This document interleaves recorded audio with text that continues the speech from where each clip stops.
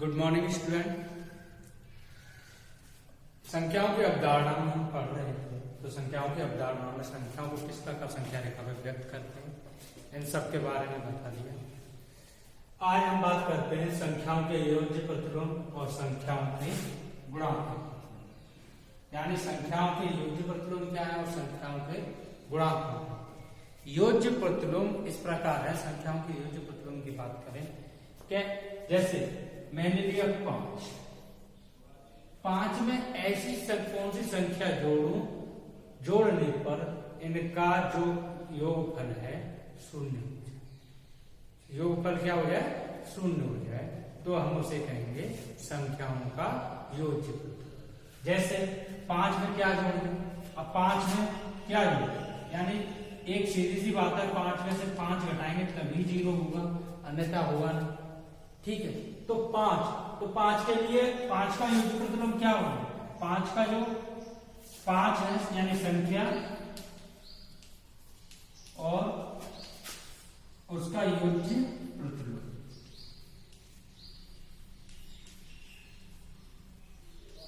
योज्य जैसे संख्या 5 और उसका योज्य प्रतिलोम होगा -5। जैसे जोड़ने पर, जैसे जोड़ के दिखाते हैं 5 प्लस -5। ठीक है, तो क्या हो जाएगा? 5 माइनस 5 बराबर 6। ठीक है, ऐसे किसी भी संख्या को ले लीजिए, जैसे 1/2 का योज्य प्रतिलोम क्या? 1/2 का योज्य प्रतिलोम क्या करके देखिए।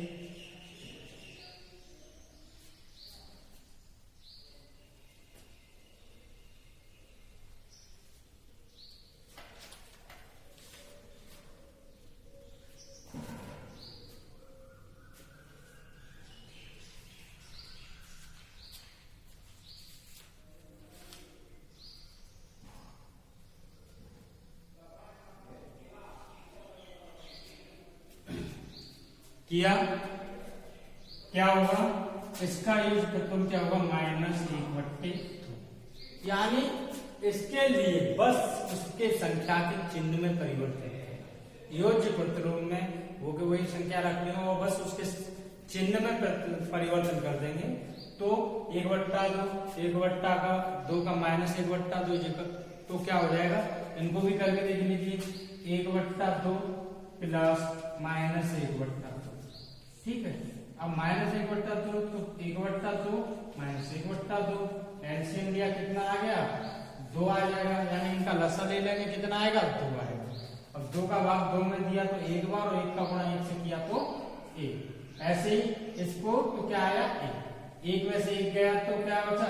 0/2। अब 0 में किसी भी संख्या का भाग देने पर हमेशा शून्य ही प्राप्त होता है। यानी 0 में किसी भी संख्या का भाग देने पर हमेशा शून्य ही प्राप्त होगा। इसलिए 1/2 का योज्य प्रतिलोम क्या होगा? 1/2। अब बात करते हैं गुणात्मक प्रतिलोम की। योज्य प्रतिलोम में तो जोड़ने पर शून्य हो रहा था, गुणात्मक यानी गुणा करना, संख्याओं को गुणा करना। जैसे 5 था, 5 को ऐसी इस संख्या से गुणा करें जिसका गुणनफल जो है हमें 1 प्राप्त हो जाए। बस यानी इसमें 0 लाना और इसमें 1 लेके आना। योज्य प्रतिलोम में क्या आना चाहिए? जोड़ने पर 0 और गुणात्मक प्रतिलोम में गुणा करने पर 1 आना चाहिए। अब ऐसे ही 5 है तो 5 का योज्य प्रतिलोम क्या हो जाएगा? यानी ऐसे बना लेते हैं, केवल संख्या और गुणात्मक प्रतिलोम। संख्या क्या है हमारे पास? 5 है, और उसका गुणात्मक प्रतिलोम क्या हो जाएगा? 1/5। ठीक है, 1/5। वो भी गुणा करके देख लीजिए। 5 गुणा 1/5, 5 से 5 कट गया तो क्या बचा? 1। यहाँ एक बार बेटा 1 को 1 से गुणा किया तो क्या आएगा? हमेशा 1 ही आएगा। तो आया समझ में? इस प्रकार से हम गुणात्मक प्रतिलोम निकालते हैं। जैसे मैं कहूं -1/5 का गुणात्मक प्रतिलोम क्या होगा, -1/5 का गुणात्मक प्रतिलोम क्या होगा, सोचिए। यानी ये देखिए मैं बताता हूं, -1/5 इसमें किस संख्या से गुणा करें कि 1 प्राप्त हो जाए, तो बस कुछ नहीं, ठीक है, -5/1 से इस संख्या को उल्टा कर दीजिए, इसमें बस कुछ नहीं, और 5 से 5 कट गया, 1 से 1 कट गया, यानी -1 गुणा -1, ठीक है।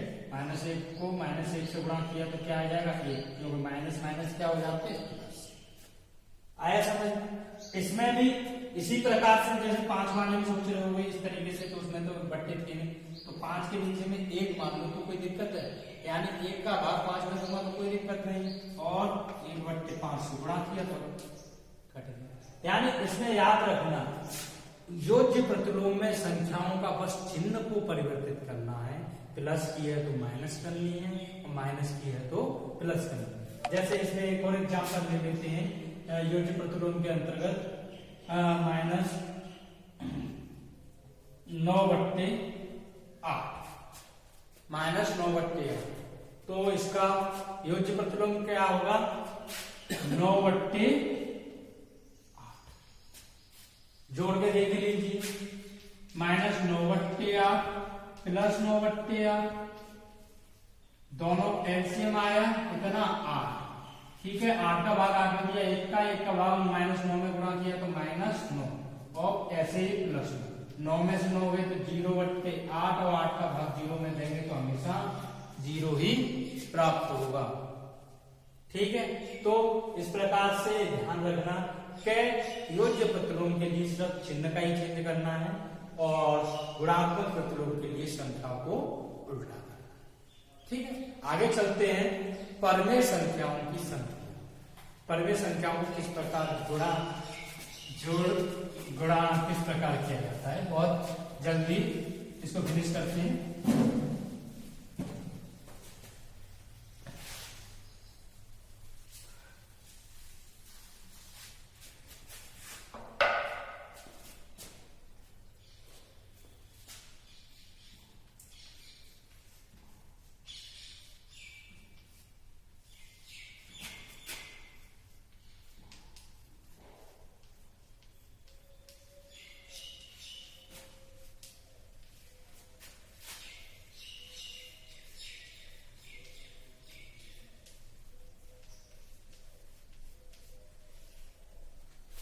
परमेय संख्याओं की संक्रिया, ठीक है। नंबर 1 जोड़, जैसे मैं कहूं 1/2 और 1/2 प्लस 1/5, 1/2 प्लस 1/5 को जोड़िए, दोनों परमेय संख्याएं हैं, ठीक है, और दोनों भिन्न भी, इसलिए यानी 1/2 1/5 को जोड़िए। तो जोड़ने के लिए सबसे पहले क्या करते हैं, दोनों जो हर होते हैं, इस वाली संख्या को नीचे वाली संख्या जैसे बोलते हैं हम हर, और ऊपर वाली संख्या को बोलते हैं अंश, यानी ये अंश और ये हमेशा जोड़ने से पहले हर का क्या लेंगे, लसाअ लेंगे, यानी लसाअ का लेंगे एलसीएम, यानी एलसीएम क्या आएगा इन दोनों का, 2 और 5 है, दोनों कैसी अभाज्य संख्या है, और दोनों अभाज्य संख्याएं तो आपस में गुणा करके 5 दूनी 10, उनका एलसीएम क्या आ जाएगा, 10 आ जाएगा, ठीक है। और एलसीएम 10 आएगा, 2 का भाग 5 में दिया, वो 2 का भाग 10 में दिया, तो कितनी बार जाएगा, 5 बार, और 5 गुणा 1, ठीक है। अब 5 का भाग 10 में दिया तो 2 बार, और 2 गुणा प्लस 2 गुणा 1, देखिए 5 को 5 से किया तो कितना आया, 5 प्लस 2/10, यानी 7/10 इसका आंसर आया समझ में। ऐसे अगर घटाना करना हो तो कैसे, किस प्रकार परमेय संख्याओं को घटाना,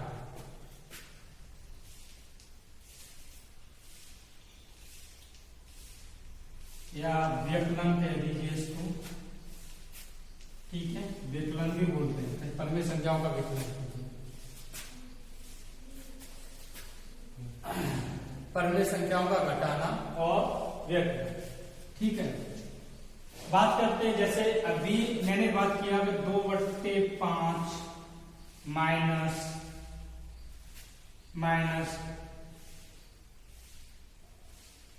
ले लीजिए 2/3, इनको माइनस करना है, ठीक है, कर दी।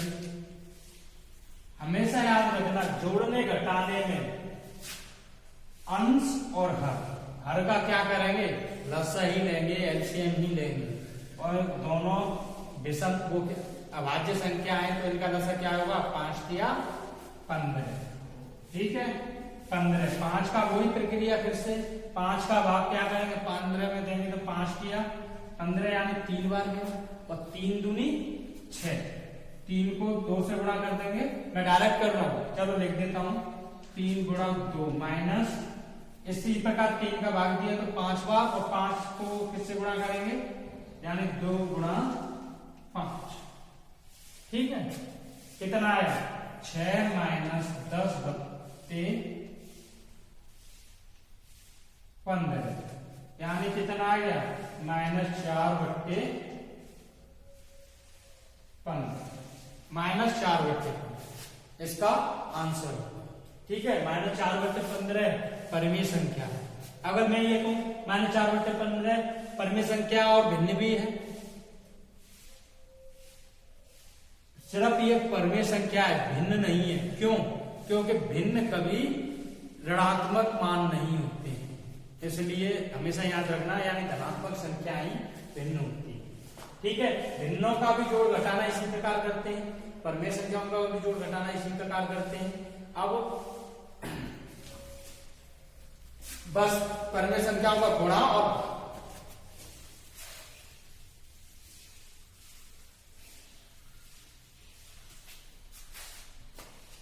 परमेय संख्याओं का गुणा, परमेय संख्याओं के गुणा की बात करते हैं। चलिए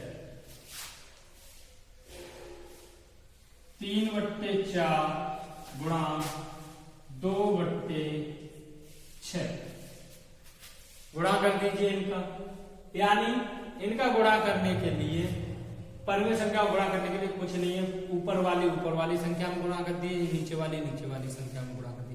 भिन्न का भी ऐसे ही गुणा होता है कि ऊपर वाली का गुणा, यानी अंश और अंश, यानी कहें अंश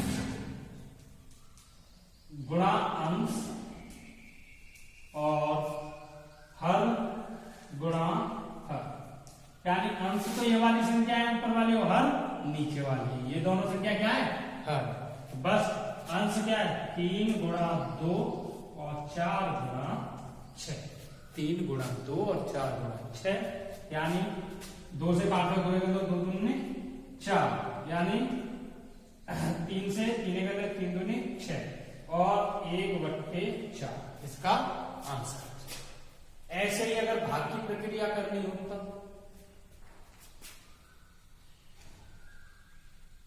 ये तीसरी संक्रिया थी और चौथी भाग करना है मुझे, और भाग करना है तो इसी प्रकार से भाग करेंगे। जैसे कोई एग्जाम्पल इसी को ले लीजिए, 3/4 भागित 6/2 भागित 6/2, मैंने भाग किया।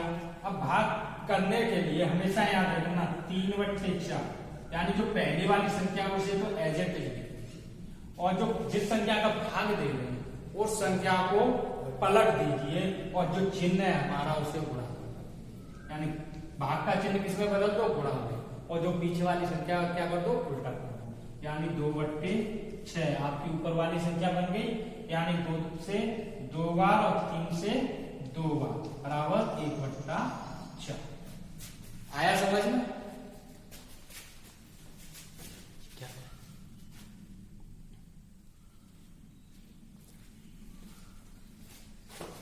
ठीक है, आगे बात करते हैं। एक चीज और इसमें बता दे रहा हूं आपको, परमेय संख्याओं को संख्या रेखा पर व्यक्त करना, जो ये आपका चैप्टर फिनिश हो जाए।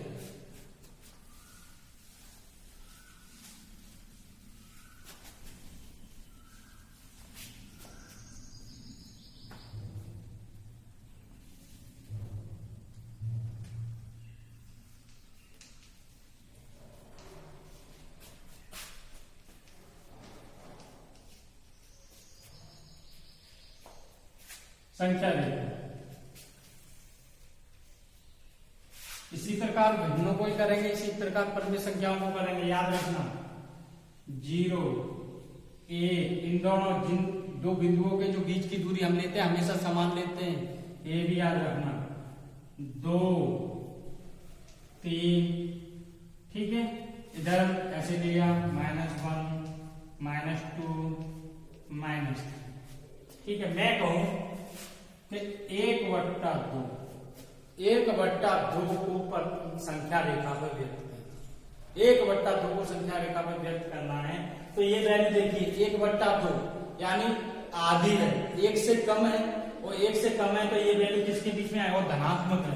ऊपर से ये वैल्यू क्या है, धनात्मक है। धनात्मक वैल्यू है तो किस पक्ष में आएगी, दाईं तरफ आएगी, और दाईं तरफ किसके बीच में आएगी, 0 से 1 के बीच में।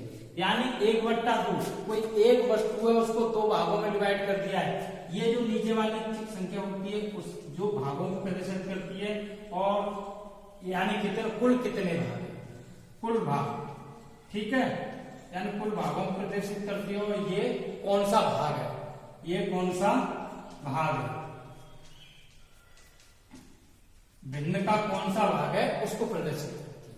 यानी 1/2 यानी उस वस्तु को दो भागों में बांटा था, जिसमें से 1/2 भाग ये वस्तु है, यानी उसका एक भाग ये वस्तु है। और तो इसको व्यक्त करने के लिए एक को कितने भागों में बांट लें, दो भागों में, दो बराबर भागों में बांट लीजिए। जैसे मान लीजिए ये यहाँ आएगा तो संख्या रेखा पे यानी 1/2 कहाँ आएगी वैल्यू, ये आएगी। इस तरीके से यहाँ पे वैल्यू आएगी, और ये जो वैल्यू होगी आपकी 0 से यहाँ 1। इस प्रकार से संख्या रेखाओं को व्यक्त करते हैं, ठीक है। धन्यवाद। एक बात और, अगर आपको कोई भी टॉपिक अदरवाइज कोई टॉपिक पढ़ना है, कोई अच्छा टॉपिक पढ़ना है आपको अपनी बुक से, तो उसको कमेंट बॉक्स में कमेंट करके मुझे बता दीजिए, और इससे संबंधित जो भी क्वेश्चंस वगैरह हैं वो भी कमेंट बॉक्स में मुझसे पूछ सकते हैं। धन्यवाद।